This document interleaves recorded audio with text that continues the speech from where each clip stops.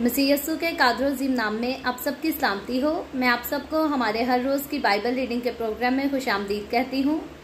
मेरे अजीज़ों, कल हमने खुदावंद के कलाम में से खरूज की किताब उसके 12वें बाब की बाइबल रीडिंग को सीखा था, जिसमें हमने बहुत सारी खास बातों को 3 दिनों में वो मिलकर सीखा था। और आज हम अपनी बाइबल रीडिंग को आगे बढ़ाते हुए खुदावंद के कलाम में से खरूज की किताब उसके 13वें बाब को सीखेंगे। और 13वें बाब की याद रखें, पहली आयत से लेकर 22वीं आयत तक ये बाब मुश्तमिल है। और इस चैप्टर के वो 3 हिस्से हैं, जिनमें खास तौर पर हम बात करेंगे कि इसराइली पैलौठों की मखसूसियत का जिक्र जब खुदावंद कहता है कि तमाम पैलौठे वो मेरे लिए हैं। और फिर बेखमीरी रोटी के ताल्लुक से बात करेंगे, जिसके लिए हमने वो कल भी पढ़ा, परसों भी पढ़ा और तकरीबन 3 दिन रेगुलर उसके बारे में सीखा। और साथ ही हम बादल का सतून और आग का सतून इसके बारे में भी बात करेंगे। और इससे पहले मैं खुदावंद के कलाम को पढ़ना शुरू करूं और मजीद हम आगे बढ़कर इन सारी बातों पर, इन सारे टॉपिक्स पर खुलकर बात करें, मैं आप सबसे गुजारिश ये करती हूँ कि आप जितने मेरे साथ ऑनलाइन आ चुके हैं, इस वीडियो को अपनी वॉल पर और दूसरे ग्रुप्स में शेयर करें, ताकि मजीद लोग हमें खुदावंद का कलाम सुनने के लिए ज्वाइन कर सकें। सो मेरे साथ आज सुबह अपने बाइबल मुकद्दस को खोलें और निकालें खरूज की किताब बुक ऑफ एक्सोडस, उसका 13वां बाब और उसकी पहली आयत से यूं लिखा है। और खुदावंद ने मूसा को फरमाया कि सब पैलौठों को, यानी जो बनी इसराइल में हैं, ख्वाह इंसान हो ख्वाह हैवान, पैलौठी के बच्चे हो, उनको मेरे लिए मुकद्दस ठहरा, क्योंकि वो मेरे हैं। और मूसा ने लोगों से कहा कि तुम इस दिन को याद रखना जिसमें तुम मिस्र से, जो गुलामी का घर है, निकले, क्योंकि खुदावंद ने अपने जोरे बाजू से तुमको वहां से निकाल लाया। इसमें खमीरी रोटी खाई ना जाए। तुम अबीब के महीने में आज के दिन निकले हो। सो जब खुदावंद तुझको कनानियों और हित्तियों और अमूरियों और हूरियों और यबूसियों के मुल्क में पहुंचा दे, जिसे तुझको देने की कसम उसने तेरे बाप दादा से खाई थी, और जिसमें दूध और शहद बहता है, तो तू इसी महीने में ये इबादत किया करना। 7 दिन तक तू बेखमीरी रोटी खाना और 7वें दिन खुदावंद की ईद मनाना। बेखमीरी रोटी 7 दिन खाई जाए, और खमीरी रोटी तेरे पास दिखाई भी ना दे, और ना तेरे मुल्क की हदूद में कहीं कुछ खमीर नजर आए। और तू उस रोज अपने बेटे को ये बताना कि इस दिन को मैं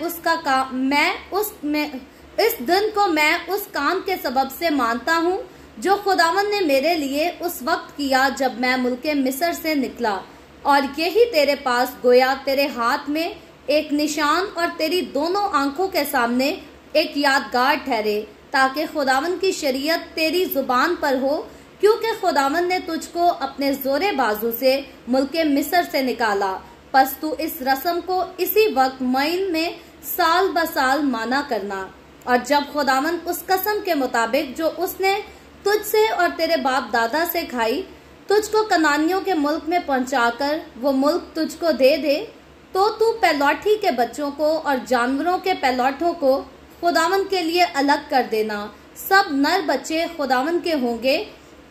और गधे के पहले बच्चे के फिदिया में बर्रा देना। और अगर तू उसका फिदिया ना दे तो उसकी गर्दन तोड़ डालना। और तेरे बेटों में जितने पैलौठे हों, उन सब का फिदिया तुझको देना होगा। और जब आइंदा जमाना में तेरा बेटा तुझसे सवाल करे कि ये क्या है, तो तू उसे ये जवाब देना कि खुदावंद हमको मिस्र से, जो गुलामी का घर है, बजोरे बाजू निकाल लाया। और जब फिरौन ने हमको जाने देना ना चाहा, तो खुदावंद ने मुल्के मिस्र में इंसान और हैवान दोनों के पैलौठे मार दिए। इसलिए मैं जानवरों के सब नर बच्चों को, जो अपनी अपनी माँ के रहम को खोलते हैं, खुदावंद के आगे कुर्बानी करता हूँ, लेकिन अपने बेटों के सब पैलौठों का फिदिया देता हूँ। और ये तेरे हाथ पर एक निशान और तेरी पेशानी पर टिक्कों की मानद हो, क्योंकि खुदावंद अपने जोरे बाजू से हमको मिस्र से निकाल लाया। और जब फिरौन ने उन लोगों को जाने की इजाजत ना दे दी, तो खुदा इनको फलस्तियों के मुल्क के रास्ता से नहीं ले गया, अगरचे उधर से नजदीक पड़ता, क्योंकि खुदा ने कहा ऐसा ना हो कि ये लोग लड़ाई भड़ाई देखकर पछताने लगें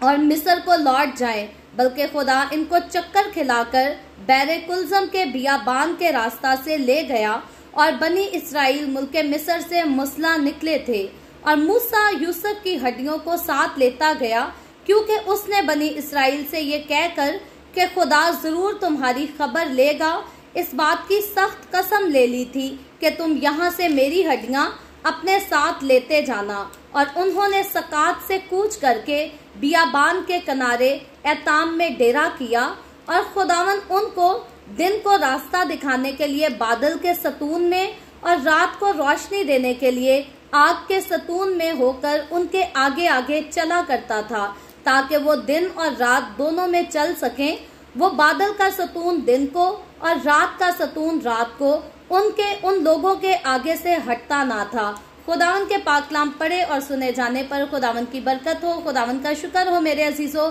खुदावन के कलाम में से खरूज की किताब उसके 13वें बाब को हम सब ने मिलकर पढ़ा है, जिसमें हमने पहले जैसे जिक्र किया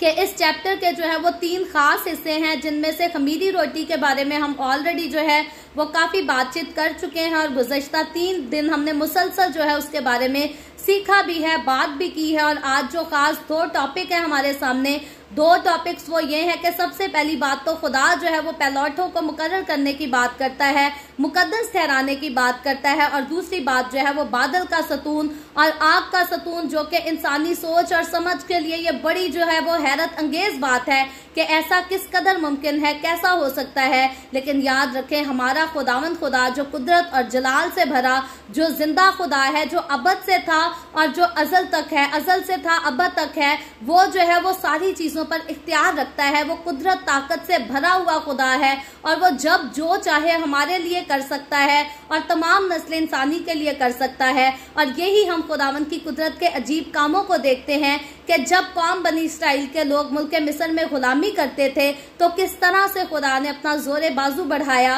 और अपने वादा के मुताबिक अपनी कौम के तमाम लोगों को मिस्र की गुलामी से, फिरौन की गुलामी से निजात करा दिया, आजाद करा दिया। और कल के चैप्टर में जो है हमने बहुत सारी रस्मों रिवाजों के बारे में सीखा था, जिनके लिए हमने देखा था कि खुदा ने जो है वो खास अहकामात अपने लोगों के लिए जो है वो मुकर्रर किए थे। और मैंने रिक्वेस्ट भी आपसे की थी कि अगर आपके ज़हन में, आपके दिल में कोई भी पहली फसा और आखिरी फसा से मुतल्लिक कोई भी क्वेश्चन है तो आप जरूर पूछ सकते हैं, जिसके लिए आंसर जो है वो आपको आज के एपिसोड में जरूर दिया जाएगा। तो बहुत ज्यादा सवाल तो मुझे नहीं मिले, लेकिन किसी ने खतने की बात की थी कि सारे मसीही लोग जो है वो खतना क्यों नहीं कराते, जब बाइबल मुकद्दस में ओल्ड टेस्टामेंट में खतना के लिए जो है वो उसको लाजम करार दिया गया है कि जितने लोग खुदा के खानदान के साथ, खुदा की कौम के साथ वाबस्ता होंगे, उनमें से तमाम मर्दों को जो है वो खतना जरूर कराना पड़ेगा। तो याद रखें, जब हम बाइबल मुकद्दस को शुरू से लेकर आखिर तक पढ़ते हैं, ओल्ड टेस्टामेंट को समझ लेते हैं और जब न्यू टेस्टामेंट में जाकर यीशु के कफारे को समझ जाते हैं, तो यहाँ पर खास बात फिर वही आती है कि जब हमने पहली फसा को पढ़ा, जब हमने आखिरी फसा को पढ़ा और इन दोनों के मिलाप को आपस में सीख लिया, इन दोनों की वजह को जान लिया, पहचान लिया, तो फिर हकीकी तौर पर हम ये बात समझ जाते हैं कि ये खतना जो था ये पहले अहद का निशान था। और अब जो बपतिस्मे की रस्म है, जो मसीहों में बाइबल मुकद्दस में यीशु मसीह ने लाजिम करार दी है, वो जो है वो हमारे लिए नए अहद का निशान है। और फिर सवाल एक ये भी था कि यीशु मसीह ने खुद जो है वो खुद किसी को भी बपतिस्मा क्यों नहीं दिया पानी में से। तो याद रखें, यीशु मसीह ने मेरे और आपके कफारे का काम अदा किया, उसने मेरे और आपके गुनाहों का जो है वो फिदिया दे दिया। और फिर अपने आप में शामिल होने के लिए खुदावन यीशु ने इस रस्म को मुकर्रर किया। और याद रखें, इस रस्म को खुदा ने लाजिम तो ठहराया, लेकिन इस रस्म को अदा करने की जो जिम्मेदारी खुदावन यीशु ने दी वो अपने शागिर्दों को दी। बल्कि खुदावन यीशु ने कफारे का काम जो है वो यीशु मसीह के शागिर्द अदा नहीं कर सकते थे। इंसान कोई भी कफारे का काम जो है वो अदा नहीं कर सकता था, क्योंकि कफारे का काम अदा करने के लिए लाजिम था कि बेऐब बर्रा जो है वो पेश किया जाए। और इंसान जो है वो ऐब में पैदा होता है और ऐब में ही मर जाता है। इंसान की जिंदगी जो है वो हमेशा ऐबदारी होती है, गुनाहों से, बुरे कामों से जो है वो भरी होती है। तो इसीलिए मेरे और आपके गुनाहों की माफी के लिए, हमारी अब्दी खलासी के लिए जरूर था कि बेऐब बर्रा जो है वही कुर्बान किया जाए। और जब यीशु मसीह जो है वो बेऐब बर्रे की सूरत में मेरे और आपके गुनाहों के लिए सलीब पर मसलूब हो गया, तो हमारे कफारे का जो है वो काम सरअंजाम हो गया। तो कफारे का काम, जन्नत का दरवाजा तो हमारे लिए यीशु मसीह ने जो है वो सलीब पर जान देकर खोल दिया, लेकिन फिर उसमें दाखिल होने के लिए खुदावंद यीशु ने जिस रस्म को मुकर्रर किया, उस रस्म को अदा करने की जिम्मेदारी जो है वो खुदावंद यीशु ने खुद नहीं ली, बल्कि वो जिम्मेदारी खुदावंद यीशु ने अपने शागिर्दों को बख्शी। अपने शागिर्दों को खुदावंद यीशु मसीह ने हुक्म दिया कि जाओ और सब कौमों को शागिर्द बनाओ और उन्हें बाप और बेटे और रूहुल कुद्स के नाम से बपतिस्मा दो। और फिर खुदावंद यीशु ने यह भी उनको कहा कि जो कोई ईमान लाएगा वो तो नजात पाएगा, लेकिन जो कोई ईमान नहीं लाएगा वो मुजरिम ठहराया जाएगा। और याद रखे, जो मुजरिम ठहराया जाएगा वो आखिर में जब फाइनल अदालत होगी, जब आखिरी सफेद तख्त की अदालत होगी, तो जो कोई मुजरिम ठहराया जाएगा वो अपने इंजाम को भुगतेगा। वो आसमान की बादशाही में हरगिज दाखिल नहीं हो सकेगा, बल्कि आग और गंधक की झील में डाल दिया जाएगा। तो इसीलिए जब हम तक अंजील की खुशखबरी पहुंची तो हम खुदावंद का शुक्र करते हैं कि हमने उस खुशखबरी को जो है वो बड़ी खुशी के साथ अपनी जिंदगियों में कबूल किया। हमने यीशु मसीह पर जो है वो ईमान लेकर आए, हमने अपनी जिंदगियां यीशु मसीह के हवाले कर दी। लेकिन अब तक अगर किसी ने अपनी जिंदगी में यीशु को नहीं जाना, यीशु को नहीं पहचाना, उसके फिदिये पर, उसके कफारे पर ईमान नहीं लाए, तो आपके लिए बेहद ये बात जरूरी है कि यीशु मसीह को जान ले, मान ले, क्योंकि जो काम यीशु मसीह ने अपनी पैदाइश से पहले कर दिए और जो अपनी पैदाइश के बाद किए, और जो काम खुदावंद यीशु आज करता है, वैसे काम इस दुनिया में ना कोई कर सका, ना कोई करता है और ना कोई कर सकेगा। क्योंकि जब हम ये मूसा की कहानी सीखते हैं, जब हम इब्राहिम का जिक्र पढ़ते हैं, जब हम याकूब के वाकयात को देखते हैं, तो ये सारे वाकयात, इनमें जब जब कोई खुदावंद जो है कलाम करता था अपने लोगों से, तो वो और कोई नहीं, वो मेरा और आपका, हमारा खुदावंद यीशु मसीह था, जो अजल से है और अब तक रहेगा। ये वही यीशु मसीह था जो अपने लोगों से बोलता था, उनसे कलाम करता था, उनकी मदद करता था, उनकी रहनुमाई करता था। और यीशु मसीह ने इस बात की जो है वो गवाही अपनी जमीनी खिदमत के दौरान अपने लबों से फरमाई। यीशु मसीह ने खुद अपने मुंह से कहा कि इससे पहले कि इब्राहिम पैदा हो, इब्राहिम से पहले मैं था। तो यानी कि इब्राहिम से पहले यीशु मसीह मौजूद था, इस दुनिया के बनाए जाने से पहले यीशु मसीह मौजूद था। और फिर यीशु मसीह जब जिस्म लेकर इस दुनिया में आ गया, जब यीशु मसीह मुजस्सम हुआ, एक बच्चे की सूरत में पैदा हो गया, तो वो भी यीशु मसीह था। और अब जब यीशु मसीह आसमान पर उठा लिया गया, तो अब जो मेरी और आपकी जिंदगियों में बड़े बड़े मौजज़ात करता है, बड़े बड़े अजीब काम करता है, जिसको इंसान समझ भी नहीं पाता, उसका अंदाजा भी नहीं लगा पाता, तो ये सारे काम करने वाला जो है ये मेरा और आपका, हमारा खुदावंद यीशु मसीह है। तो यीशु के पास सारी कुदरत है, सारा इख्तियार है, और यीशु की कुदरत का, यीशु के इख्तियार का मुकाबला ना कभी कोई कर सका है और ना आइंदा जहान में कोई कर पाएगा। तो आज अभी हम आएंगे आज के अपने चैप्टर की तरफ। तो आज के चैप्टर में जब हमने 13वें चैप्टर की पहली आयत को पढ़ा, तो कुछ बातें हम बहुत तफसील के साथ पहले सीख चुके हैं। आज की पहली आयत हमें यह बयान करती है, लिखा है, और खुदावंद ने मूसा को फरमाया कि सब पैलौठों को, यानी जो बनी इसराइल में ख्वाह इंसान हो ख्वाह हैवान, पैलौठी के बच्चे हो, उनको मेरे लिए मुकद्दस ठहरा, क्योंकि वो मेरे हैं। तो यहाँ हम देखते हैं कि इससे पहले अगर हम जिक्र देखें तो हर बार जो है पैलौठे के बाद जो बच्चे आए, खुदावंद ने हमेशा उनका जो है वो चुनाव किया। जैसे इब्राहिम जो है वो अपने घर का पैलौठा नहीं था, लेकिन खुदा ने जो है वो इब्राहिम को चुना। जैसे काइन के बाद हाबिल छोटा था, तो हाबिल को जो है वो फजीलत हासिल हुई। जैसे यूसुफ जो है वो पैलौठा नहीं था, तो पैलौठा रोबिन था, लेकिन रोबिन की जगह जो है वो यूसुफ को फजीलत हासिल हुई, या यहूदा को फजीलत हासिल हुई। और फिर जब हमने इसू का जिक्र पढ़ा, याकूब का जिक्र पढ़ा, तो याकूब को जो है वो अपने भाई इसू पर जो है वो फजीलत दी गई। तो तब तक हमने देखा कि पैलौठों को जो है वो हमेशा फजीलत दी जाती थी। लेकिन अब का वाकया ऐसा जब होता है कि जब खुदावंद ने मिस्र के सारे पैलौठों को मारकर कौम बनी इसराइल के सारे पैलौठों को बचाया, उनको महफूज रखा, तो अब खुदावंद कहता है जो मेरे बचाए गए हैं वो मेरे लिए हैं, और वो सिर्फ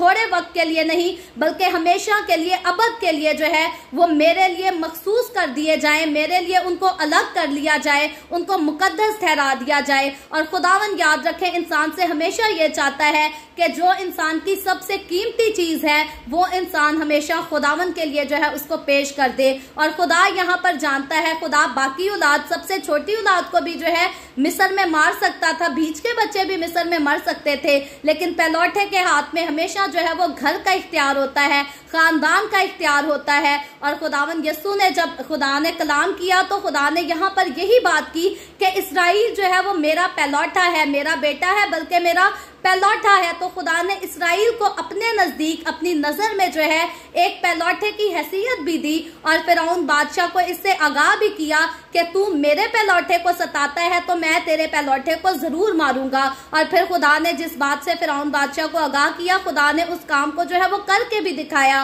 और खुदा ने फिरौन के पहलौठे को और मुल्क मिस्र के सारे जानदारों के, हम कह सकते हैं, क्योंकि मवेशियों के और इंसानों के सबके पहलौठे जो है वो मारे गए। और खुदा ने ये काम किया। और उस रात अगर खुदावन चाहता तो कौम बनी इसराइल के पहलौठे जो है वो बचाए ना जाते। लेकिन यहाँ पर यही बात हम देखते हैं कि खुदा ने मुल्क मिस्र के पहलौठों को मारकर और कौम बनी इसराइल के पहलौठों को बचाकर उनकी जो है हिफाजत की, उनको महफूज किया। और फिर खुदा ने उनको सिर्फ महफूज नहीं किया, बल्कि खुदावन चाहता है कि अब वो हमेशा के लिए जो है वो मेरे लिए मखसूस कर दिए जाए, वो मुझे दे दिए जाए, ताकि वो मेरी मेराज के लाए। और आगे चलकर हम देखते हैं कि जब इसकी पहली आयत से आगे बढ़कर पहली और दूसरी आयत में तो जो है वो पहलौठों का जिक्र है, लेकिन जब हम इसके आगे अगले पैराग्राफ की तरफ आते हैं तो तीसरी आयत से लेकर 10वीं आयत तक जो है वो फिर से खमीरी रोटी के ताल्लुक से खुदावन जो है वो बात करता है। और यहाँ पर हम देखते हैं कि मूसा ने जो है वो लोगों से कहा, यानी कि जो पैगाम खुदा ने मूसा को दिया, मूसा जो है वो ठीक फर्मा बरदारी के साथ, वफादारी के साथ खुदा का कलाम जो है, खुदा का पैगाम जो है कौम बनी इसराइल के तमाम लोगों तक जो है वो पहुंचाने को खड़ा होता है। और कहता है तुम इस दिन को याद रखना जिसमें तुम मिस्र से जो गुलामी का घर है निकले, क्योंकि खुदावन अपने जोरे बाजू से तुमको वहां से निकाल लाया, इसमें खमीरी रोटी ना खाई जाए। तो यहाँ हम देखते हैं कि ठीक खुदा के हुक्म के मुताबिक, क्योंकि खुदा ने हुक्म दिया था कि ये दिन जो तुम्हारी आजादी का दिन है, जिसमें मैंने तुम्हें मिस्र की गुलामी में से निकालकर वादे की सरजमीन की तरफ रवाना कर दिया, इस दिन को जो है हमेशा तुमने याद रखना है, भूलना नहीं है। क्योंकि याद रखे मुल्क मिस्र में रहने वाली जो कौम बनी इसराइल के लोग थे वो इस कदर मुसीबतों में, तकलीफों में और जुल्म के नीचे रहते थे कि इनके पास अपना कोई इख्तियार नहीं था। ये अपनी मर्जी से अपनी जिंदगियों में कोई फैसले नहीं ले सकते थे, यहाँ तक कि ये अपनी औलाद को अपनी मर्जी से जो है वो जिंदगी भी नहीं दे सकते थे, क्योंकि फिरौन बादशाह तो इनकी पैदा हुई जो है औलाद को भी मरवा देता था, उनको भी कत्ल करा देता था। तो इस कदर जुल्म सितम में रहने वाले लोगों को जब खुदा ने खुद अपना आसमान से हाथ बढ़ाया और खुद खुदावन उतर आया और वो फिरौन बादशाह के साथ लड़ा और तमाम मिस्री कौम के साथ लड़ा, तो खुदा ने अपने जोरे बाजू से इनको उस तमाम जुल्म से, उन तमाम मुसीबतों से, तकलीफों से जो है वो छुड़ाया। और फिर अब सिर्फ छुड़ाया नहीं, बल्कि खुदा ने अपनी कुदरत के अजीब कामों को जो है वो मुल्क मिस्र में जाहिर भी किया, नाजिल भी किया, ताकि सारी दुनिया जान ले कि हमारा खुदावन खुदा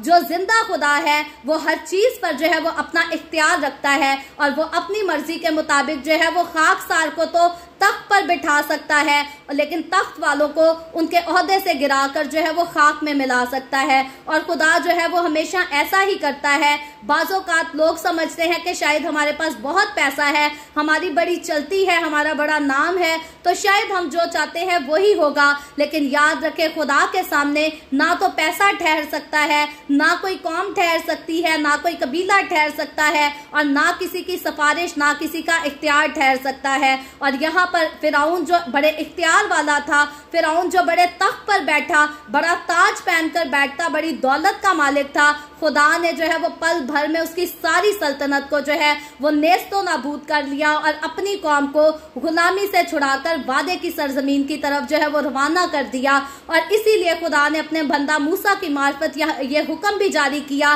कि इस दिल को जो है वो भूल नहीं जाना, इस वक्त को जो है वो भूल ना जाना, बल्कि हमेशा इसको जो है वो याद रखा जाए। और फिर खास तौर पर यहाँ पर खमीरी रोटी का जिक्र आया है कि खमीरी रोटी जो है इन दिनों में ना खाई जाए। हर साल जब इस दिन को मनाया जाए तो खमीरी रोटी जो है वो नहीं खानी। तो आगे चौथी आयत में लिखा है, तुम अबीब के महीने में आज के दिन निकले हो,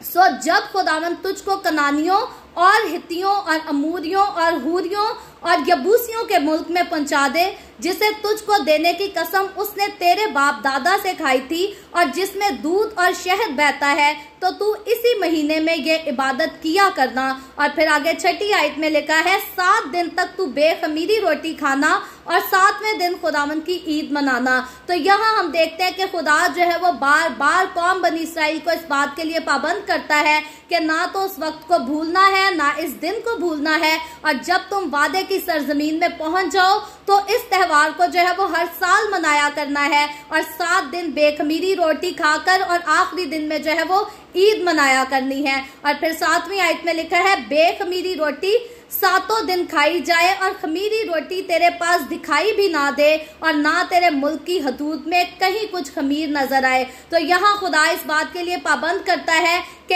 ये 7 दिन जब आए, इन दिनों को आने से पहले अपने घरों से जो है, यहाँ तक कि अपने मुल्क से हर तरह से खमीर को जो है वो हटा देना है, दूर कर देना है। तो सिर्फ ये नहीं कि खमीर जो है तुम्हारी रोटियों में ना पके, बल्कि किसी चीज में इर्द गिर्द जो है खमीर जो है वो मौजूद भी नहीं होना चाहिए। और फिर आगे 8वीं आयत में लिखा है, और तू उस रोज अपने बेटे को ये बताना कि इस दिन को मैं उस काम के सबब से मानता हूँ जो खुदावन ने मेरे लिए उस वक्त किया जब मैं मुल्क मिस्र में था। तो अब खुदावन बयान ये करता है कि जो कुछ मैंने तुम्हारे लिए किया है, जब तुम इस ईद को मनाओ तो हर साल इस सारी कुदरत के कामों को जो है दोहराना भी है, अपनी आल औलाद को भी बताना है, ताकि मेरी कुदरत के कामों को जो है वो नस्ल दर नस्ल याद रखा जाए और मेरे अहकामात को जो है वो नस्ल दर नस्ल माना जाए। और याद रखें, ये नस्ल दर नस्ल इन सारी रस्मों का चलना, इन सारे अहकामात का मानना जो है ये बेइंतहा जरूरी था, क्योंकि अगर इन रस्मों को ना जाना जाता, इन रस्मों को ना पहचाना जाता, इन अहकामात को ना माना जाता, तो फिर यस्सु की कुर्बानी को भी जो है वो बिल्कुल ना समझा जाता, उसका कोई तसव्वुर ही नहीं था। क्योंकि ये जो कुछ था, ये सारी कुर्बानी, ये बराबर ज़बा करना, ये सारे कफारे का काम, ये आज़ादी का काम जो है, ये मसीह यस्सु की आमद, मसीह यस्सु की कुर्बानी और हमारी गुनाहों की गुलामी से निजात की, ये सारी जो है ये पेशन गोई की सूरत में किया जा रहा था। और इसीलिए लाजिम था कि इसको नस्ल दर नस्ल याद भी रखा जाए और इसको मनाया भी जाए। और 9वीं आयत में आगे लिखा है, और यही तेरे पास गोया तेरे हाथ में एक निशान और तेरी दोनों आंखों के सामने एक यादगार ठहरे, ताकि खुदावन की शरीयत तेरी जुबान पर हो, क्योंकि खुदावन ने तुझको अपने जोरे बाजू से मुल्क मिस्र से निकाला। और 10वीं आयत में लिखा है, पस तू इस रस्म को इसी वक्त महीन में साल ब साल माना करना। तो यहाँ हम देखते हैं कि खुदा जो है वो बार बार इस बात को जो है अपने लोगों के ऊपर पाबंद करता है इस हुक्म के लिए कि जिस रस्म का मैंने तुम्हें हुक्म किया है उसको जरूर माना करना है, और मेरी कुदरत के इन सारे अजीब कामों को जो मैंने तुम्हारे लिए किए, तुम्हें गुलामी से छुड़ाकर आजादी में ले जाने के लिए किए, तो इनको याद रखना जो है वो बहुत जरूरी है, ताकि इसको अगर याद रखेंगे, इसको अगर फॉलो करेंगे, तो तभी अब्दी आजादी की तरफ जो है हमारी नजर जा सकेगी। तो आगे बढ़कर जो है जब हम 11वीं आयत को पढ़ते हैं तो फिर लिखा है, और जब खुदावन उस कसम के मुताबिक जो उसने तुझसे और तेरे बाप दादा से खाई, तुझको कनानियों के मुल्क में पहुंचाकर वो मुल्क तुझको दे दे, तो तू पैलौठी के बच्चों को और जानवरों के पैलौठों को खुदावन के लिए अलग कर देना। सब नर बच्चे खुदावन के होंगे और गधे के पहले बच्चे के फिदिया में बर्रा देना, और अगर तू उसका फिदिया ना दे तो उसकी गर्दन तोड़ डालना, और तेरे बेटों में जितने पैलौठे हों उन सब का फिदिया तुझे देना होगा। तो यहाँ हम देखते हैं कि खुदा जो है वो एक रस्म को फिर से जो है इनके ऊपर लाजिम ठहरा देता है, मुकर्रर कर देता है कि सारे पैलौठों को जो है वो मेरे लिए मखसूस कर देना, और जो गधे के बच्चे होंगे उनको तो जो है मेरे लिए कुर्बान कर दिया जाए, और जो तुम्हारे अपने पैलौठे होंगे उनको कुर्बान नहीं करना, बल्कि उनके बदले जो है वो फिदिया देना है, क्योंकि वो मेरे हैं और वो मेरे लिए खास तौर पर जो है वो मुकर्रर कर दिए जाएं। और 14वीं आयत में आगे लिखा है, और जब आइंदा जमाने में तेरा बेटा तुझसे सवाल करे कि ये क्या है, तो तू उसे ये जवाब देना कि खुदावन हमको मिस्र से जो गुलामी का घर है बजोरे बाजू निकाल लाया, और जब फिरौन ने हमको जाने देना ना चाहा, तो खुदावन ने मुल्क मिस्र में इंसान और हैवान दोनों के पैलौठे मार दिए, इसलिए मैं जानवरों के सब नर बच्चों को जो अपनी अपनी माँ के रहम को खोलते हैं खुदावंद के आगे कुर्बानी करता हूँ, लेकिन अपने बेटों के सब पहलौठों का फिदिया देता हूँ। तो यहाँ खुदा जो है वह बड़ी खूबसूरती से इन लोगों को जिम्मेदारी देता है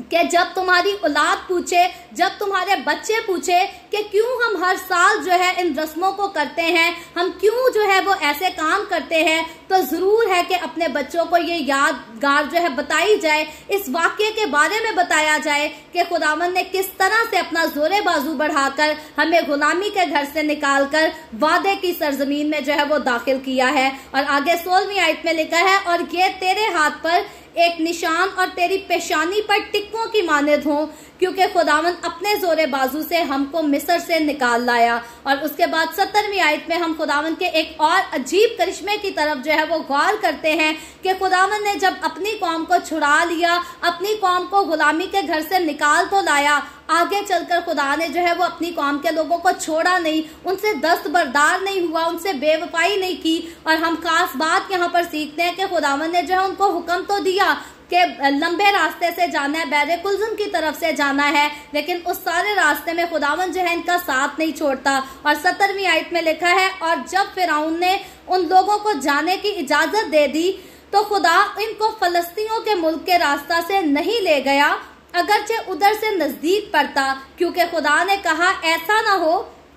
कि ये लोग लड़ाई भड़ाई देखकर पछताने लगे और मिस्र को लौट जाएं। तो अब यहाँ पर खुदा का एक खास मंसूबा हम देखते हैं, और इसमें कई वजूहात भी पाई जाती हैं कि खुदा जो है इनको फलस्तीनियों के मुल्क से जो है वो मुल्क के कनान की तरफ नहीं लेकर जाता, क्योंकि जब मिस्र से इनको मुल्क के कनान की तरफ लौटना था तो यहाँ पर मुल्क के कनान की तरफ मिस्र से जो है वो 2 रास्ते जाते थे। एक रास्ता तो वो था जो फलस्तीनियों की तरफ से जाता था, जिसमें शायद हो सकता था कि कौम बनी इसराइल के लोग 4-5 दिन का सफर तय करके जो है वो मुल्क के कनान की तरफ जो है वो पहुंच जाते, वहां अपनी मंजिल तक पहुंच जाते। लेकिन यहाँ पर खुदा जो है वो इन सारी बातों को देखता है, और सिर्फ यही बात नहीं थी कि ये लड़ाई झगड़े में पड़कर मुल्क मिस्र जो है वो वापस ना लौट जाएं, ये एक बहुत बड़ी वजह थी कि जब ये उस मुल्क में दाखिल होंगे तो वहां जो है इनको लड़ाई झगड़े का सामना करना पड़ेगा, और हो सकता है ये लोग जो है ये जंग के काबिल नहीं, क्योंकि इन्होंने तो बहुत साल जो है वो गुलामी में गुजारे हैं,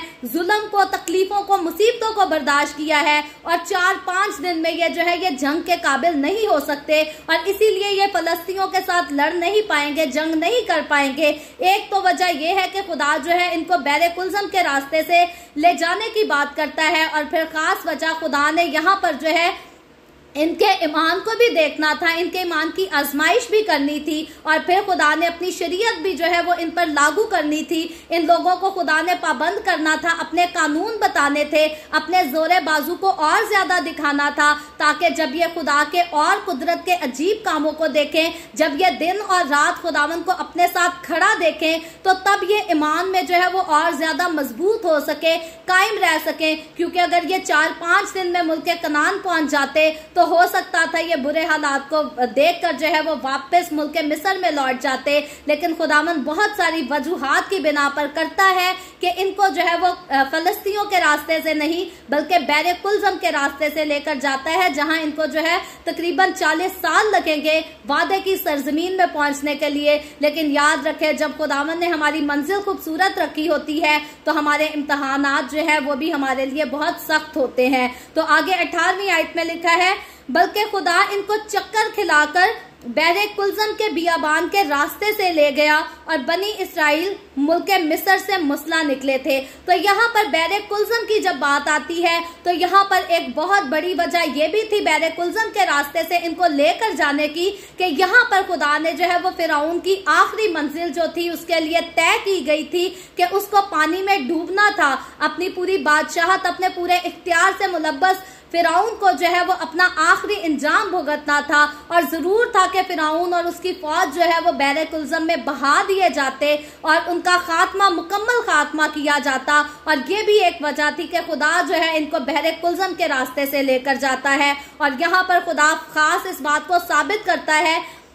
आगे जाकर हम इसको तफसील से देखेंगे कि जिसके साथ खुदा खड़ा है वो पानी से भी गुजर सकता है, लेकिन जिसके खिलाफ खुदा खड़ा है वो खुश्की से भी गुजर नहीं सकता, बल्कि खुश्की भी जो है उसके लिए समुंदर बन जाएगी। तो यहाँ पर मेरे लिए और आपके लिए इस बात को जानना बहुत जरूरी है कि जब हम अपनी जिंदगियों में सफर तय करते हैं तो हमारे साथ खुदा जो है वो हमारे तरफ खड़ा है या हमारे मुखालिफ खड़ा है। क्योंकि अगर तो खुदावन हमारी तरफ है तो फिर समुंदर में से भी जो है वो हमारे लिए रास्ता बना देगा, लेकिन अगर हमारे खुदा मुखालिफ खड़ा है तो फिर खुश्की में भी खुदा हमारे लिए जो है वो समुंदर बना देगा। और बजाय इसके कि हम चलकर अपना सफर तय कर सके, हम ना चाहते हुए भी जो है वो पानी में डूब जाएंगे, मुसीबतों के समुंदर में डूब जाएंगे और हलाक हो जाएंगे। और मैं और आप अगर हकीकी तौर पर इस बात को जान जाए कि खुदावंद वाकई हमारे साथ है तो फिर अपने कदमों को हम जो है वो बढ़ा सकते हैं। अपनी जिंदगी के सफर करने में बहुत सारे मामलात हैं जिनमें हमें जो है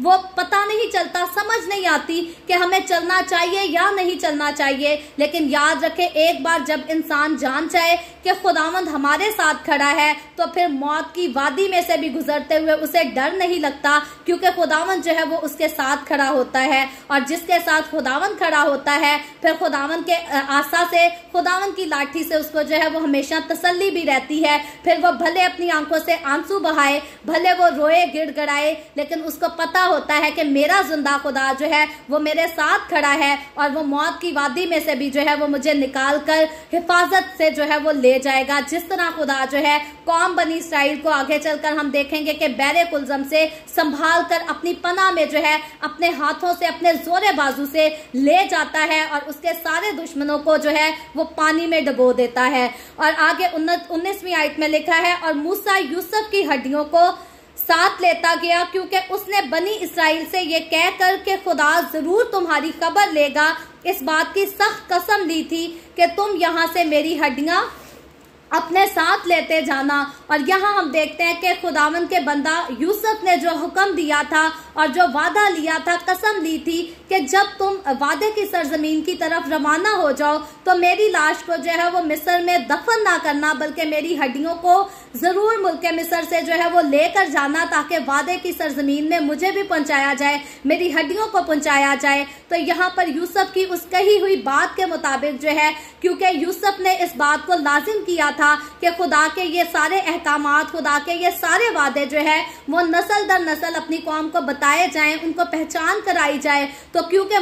यूसुफ के इंतकाल को तो बहुत सारे साल बीत चुके थे, लेकिन कौम बनी इसराइल के लोगों को पता था कि हमने जब इस मुल्क से निकलना है, जब रवाना होना है, तो जरूर यूसुफ की हड्डियों को अपने साथ लेकर रवाना होता है। और उसी कसम के तहत ये यूसुफ की हड्डियों को यहाँ से लेकर रवाना हो जाते हैं। और ये वही यूसुफ है जिसने कौम बनी इसराइल के लोगों को मिस्र में बुलाया था और उनको आबाद किया था। और अब उसी यूसुफ की हड्डियों को जो है यहाँ से लेकर जाया जाता है। और 20वीं आयत में आगे लिखा है, और उन्होंने सकात से कूच करके बियाबान के किनारे एताम में डेरा किया। और फिर 21वीं आयत में लिखा है, और खुदावन उनको दिन को रास्ता दिखाने के लिए बादल के सतून में और रात को रोशनी देने के लिए आग के सतून में होकर उनके आगे आगे चला करता था, ताकि वो दिन और रात दोनों में चल सके। तो याद रखें, ये जब बादल का सतून और जो आग का सतून है, ये खास बात, ये सारे काम जो है ये यीशु मसीह की मिसाल हैं।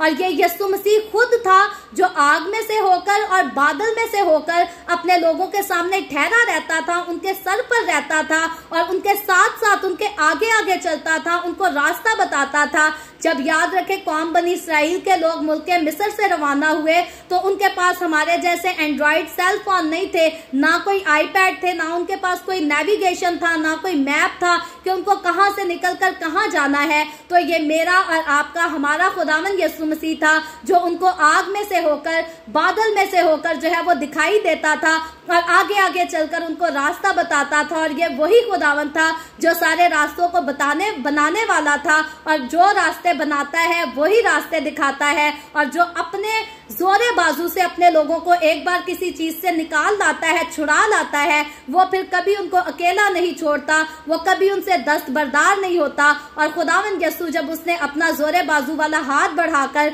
अपने लोगों को मिस्र की गुलामी से आजाद कराया, निजात दिलाई, तो वो उनके आगे आगे चलता था, वो उनके आगे आगे चलकर उनकी मदद करता था, रहनुमाई करता था। और ये इनके ईमान की जो है वो बढ़ोतरी के लिए एक बहुत बड़ा खुदा का साथ होने का इनके दरमियान जो है ये अहम सबूत था कि वो खुदावन जो हमें मिस्र की गुलामी से निकाल लाया वो वाकई हमारे साथ साथ रहता है, वो हमारे आगे आगे चलता है। और ना दिन को हमें वो कोई तंगी आने देता है, ना रात को वो हमें कोई मुसीबत का सामना करने देता है, बल्कि जो दिन और रात को बनाने वाला है वो दिन में और रात में अपने हाथ में हमें जो है वो संभाले भी रखता है। तो आज के चैप्टर की 22वीं आयत और आखिरी आयत में यूं लिखा है, वो बादल का सतून दिन को और आग का सतून रात को उन लोगों के आगे से हटता ना था। तो ये खुदावंद यीशु जब हमारे साथ खड़ा हो जाता है, जैसे कौम बनी इस्राएल के साथ खड़ा था, तो ना दिन को इनसे जुदा होता था, ना रात को जुदा होता था, बल्कि हर वक्त इनके आगे आगे चलता था। यही खुदावंद यीशु जब एक बार हमारी जिंदगी में आ जाता है, जब हम इनसे लिपट जाते हैं, तो यीशु मसीह जो है ना दिन हमसे जुदा होता है, ना रात हमसे जुदा होता है, ना मौत की वादी में हमसे जुदा होता है, बल्कि हमेशा अपने वादे के मुताबिक ये जो है हमारे आगे आगे चलता है, हमें संभालता है, हमारी हिफाजत करता है, हमारी रहनुमाई करता है। तो कौम बनी इस्राएल की खूबसूरत कहानी जो कि बिल्कुल सच्ची कहानी है, एक सच्चा वाकया है जिसकी बाइबल मुकद्दस जो है वो तस्दीक करती है। और सिर्फ बाइबल मुकद्दस इस बात की तस्दीक नहीं करती, बल्कि तमाम तर दुनिया की हिस्ट्री को पढ़कर देख ले, तारीख का मुतालिया करके देख ले, तो बाकी मज़ाहिब भी जो हैं वो भी इस बात की गवाही देते हैं कि खुदावन ने अपना जोरे बाजू बढ़ाकर जो है कौम बनी इस्राएल को गुलामी के घर से यानी कि मिस्र से छुड़ाकर वादे की सरजमीन यानी कि मुल्क इस्राएल में जो है मुल्क कनान में उनको दाखिल किया था। और ये जमीन खुदा ने इनको जो है वो हमेशा के लिए दे दी थी, और फिर हमेशा के लिए खुदा ने इस जमीन को इनकी मलकियत ठहरा दिया था। और ये वही जमीन है जो बड़ी मुकद्दस जमीन है, और इस जमीन को मुकद्दस जो है खुदा ने ठहराया है, और इस जमीन पर बसाने वाली कौम को मुकद्दस जो है उसको भी खुदा ने ठहराया है। और फिर खुदा ने खास वादा जो है इसके साथ मुकर्रर कर दिया कि अगर कोई तुम पर बरकत भेजेगा तो उस पर बरकत आएगी, और अगर कोई तुम पर लानत करेगा तो उस पर लानत ही होगी। तो याद रखे, खुदा का जो एक बार हुक्म उसके मुंह से निकल गया तो खुदा कभी भी अपने वादों में जो है वो